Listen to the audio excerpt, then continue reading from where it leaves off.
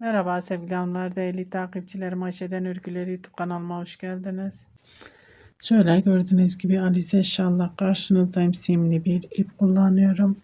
İpimin renk numarası 28 numara. İpimizin renk numarası hanımlar. Şöyle 4 numara tığ kullanıyorum. 1.60 milim. Bugün model anlatımı yapmayacağım. Daha önce modelini anlattım. Bir modelimin kol ve yaka kesimini anlatacağım. Yelek yapmak isteyen arkadaşlarımız için pratik bir şekilde kol ve yaka kesimi nasıl yapabilirsiniz?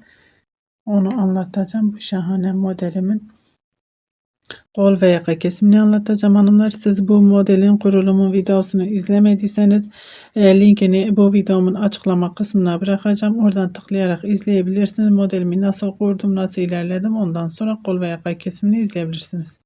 3 zincir çekip dönüyorum hanımlar. İpimi doladım, dibindekini değil. Bir sonrakinin tepesine batıyorum. Şöyle tek tek trabzanlarımızın tepesine batıyoruz.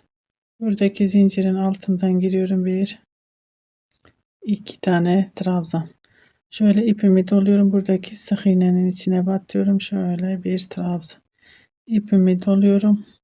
Burada zincirimiz var. Modelimizi örerken hanımlar içine batıyorum. Şöyle 1 2 3 şöyle sık iğneme de batıyorum. Burada 4 tane böyle trabzan. Buradaki şöyle zincirin içine batıyorum. 1 2 burada da 2 tane yaptım ve sık iğneye batıyorum.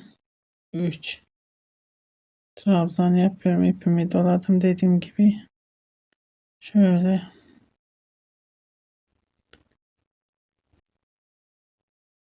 şu kısmını bir daha topladığımız yere batmak istiyorum. Bu şekilde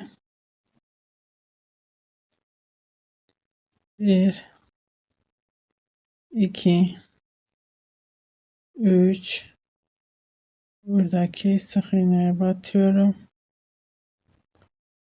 Şöyle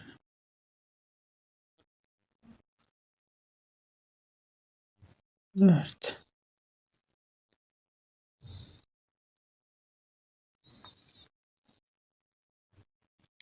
burada hanımlar bu kadar kesim benim için yeterli.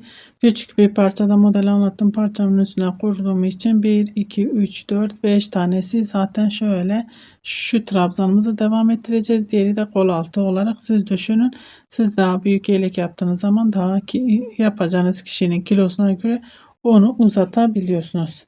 Bu şekilde yaptım. 1 2 3 zincir ipimi doluyorum. Buradaki sık iğnenin içine batıyorum. Şöyle trabzan 1 2 zincir beline doladım. 1 2 3 4 5 6 hepsini bir kapattım.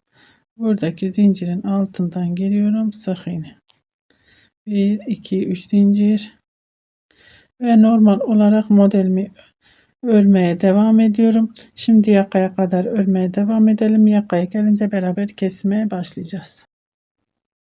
Evet ama şimdi şöyle yaka kısmına geldim. Şimdi kesim yapacağız. Burada şöyle modelimi sabitledim. İpimi doluyorum. Şöyle 1 2 3 zincir ipimi doladım. Buradaki sık iğnenin içine batıyorum. Bir tane trabzan uyguluyoruz. Trabzanımızı uyguladıktan sonra şu boşluğa modelimizi örmüyoruz. Şu boşluğa batıyoruz. Sık iğne ile sabitliyorum. Sık iğne ile sabitledikten sonra 1 2 3 zincir ve kenar trabzanımızı örüyoruz hanımlar.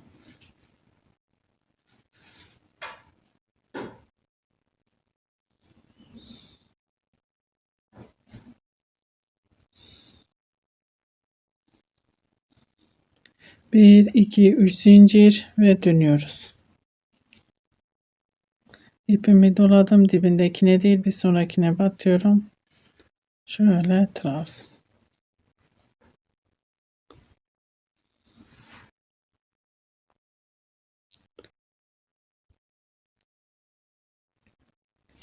Burada hanımlar 1, 2, 3 zincir ipimi doluyorum. Şuradaki modelimizin tepesine batıyorum. Bir tane trabzan örüyorum buraya. İpimi hiç zincir çekmeden ipimi doluyorum. Diğer modelimin trabzanına. Burada model yapmıyoruz. Sadece trabzan. Orası boşluk olmasın. Çirkin durmasın diye. Bu şekilde 1, 2 zincir ve beline girdim. 1, 2, 3, 4, 5, 6. Hepsini bir kapattım. Buradaki zincirin altından giriyorum.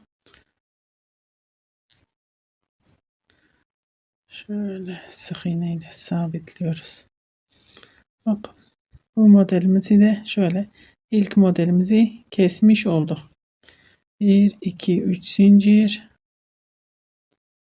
ve sık iğneme batıp modelimi örüyorum. Şimdi buraya kadar örmeye devam edelim hanımlar. Gelince beraber kol altında dönüşümüzü nasıl sağlayacağız onu da sizinle paylaşacağım. Sonra yaka kesimine devam edeceğiz. Evet hanımlar, kol altına geldik. Modelimi ördüm. Buradaki zincire sık iğne olarak sabitliyoruz. 1, 2, 3 zincir ipimi doluyorum. İlk trabzanın tepesine batıyorum. Trabzanlarımı örüyorum. 1, 2,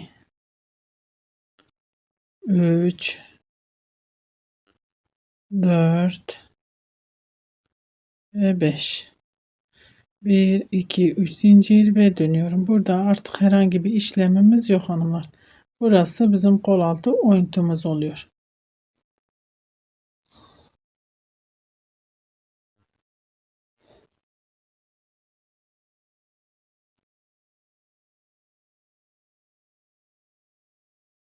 Bir, iki, üç zincir ipimi doluyorum. Sık iğneme batıyorum. Ve trabzan örüyorum. 2 zincir. Trabzanın beline girdim. 1, 2, 3, 4, 5, 6. Üstüne bir kapattım. Diğer zincire sık iğne ile sabitliyorum. Bu şekilde örmeye devam edelim. Yakaya gelene kadar beraber kesmeye devam edeceğiz yakada. Evet hanımlar, şimdi yine geldik yaka kesimine. 1, 2, 3 zincir ipimi doluyorum. Buradaki sık iğnenin içine batıyorum. Şöyle bir trabzan örüyorum. Trabzanın içine şu modelimizi örmüyoruz. Bakın trabzanımı ördükten sonra şu trabzanla model arasındaki boşluğa batıyorum. Sık iğne ile sabitliyorum.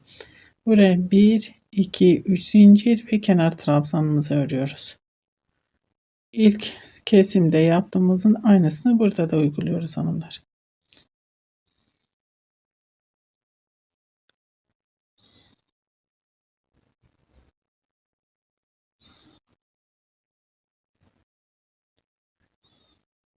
Bir, iki, üç zincir ve dönüyorum. Dibindekine değil bir sonrakine batıyorum. Şöyle kenar trabzanlarımızı örüyoruz.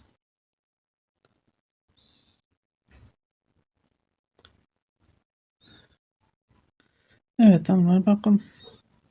İlk kesimde ne yaptık? 1, 2, 3 zincir ipimi doluyorum. Buradaki sık iğnenin içine bir tane trabzan ördüm. Bir tane trabzan ördükten sonra hiç zincir çekmeden ipimi doluyorum. Diğer modelin sık iğnesine batıp şöyle modelimizi örüyoruz. 1, 2, 3, 4, 5, 6. Buraya sık iğne ile sabitliyoruz. Bakın ikinci modelimizi de kesmiş olduk hanımlar. Her sırada modelimiz kendini tekrarladığı için şöyle arka arkaya kesimler oluyor. Uzatılmadı, uzun bir model olmadığı için. Şimdi ben bunu örmeye devam edeyim. Burada herhangi bir işlemimiz yok. Gelip dönüşümüzü sağlayacağız. Kol altın yakaya gelince beraber kesime devam edeceğiz. Evet hanımlar, yine yakaya geldik. Şimdi üçüncü modelimizin kesimine başlayacağız. 3 zincir ipimi doluyorum. Buradaki sık iğneye batıyorum. Şöyle bir trabzan. Bakın şöyle buraya trabzanımı buraya sık iğne ile şöyle bağlıyorum. 1 2 3 zincir ve kenar trabzanlarımızı örüyoruz. Üçüncü ve son modelimizin kesimini de şimdi yapıp düz bir şekilde örmeye devam edeceğim. 1 2 3 zincir ve dönüyorum hanımlar. Dibindekine değil bir sonrakine batıyorum. Şöyle trabzanlarımızı örüyoruz.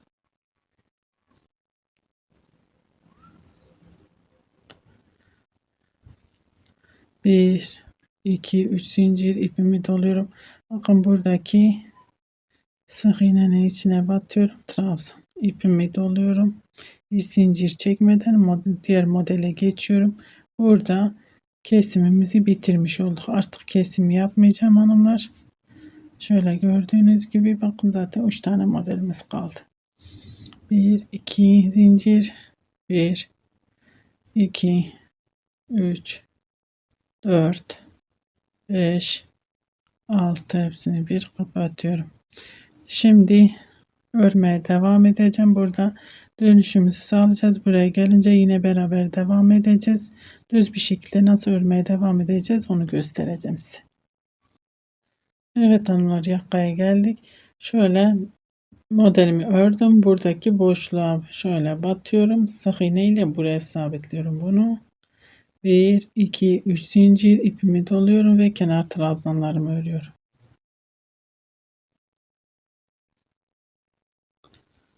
Kesimimizi bitirmiş olduk hanımlar. Şimdi düz bir şekilde örmeye devam edeceğiz. Daha da yakamız ortaya çıkmış olacak. 3 zincir ve dönüyorum.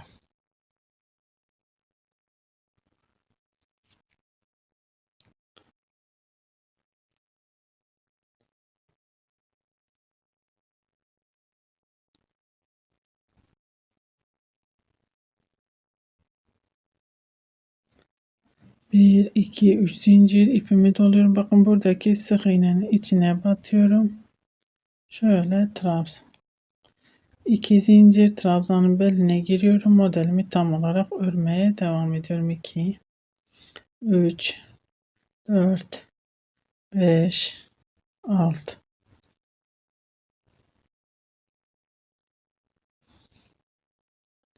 Bakın 3 modeli kestik yakada ve artık düz bir şekilde örmeye devam ediyoruz hanımlar.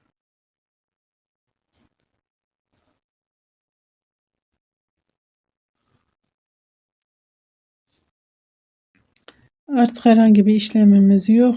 Ben birkaç model öreyim. Şöyle kesim olmadan da bir öreyim, kendini yakamız kendini göstersin, ortaya çıksın. Kamera arkasında örüp geliyorum.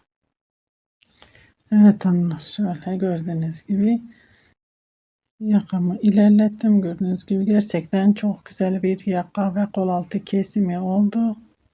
Şöyle.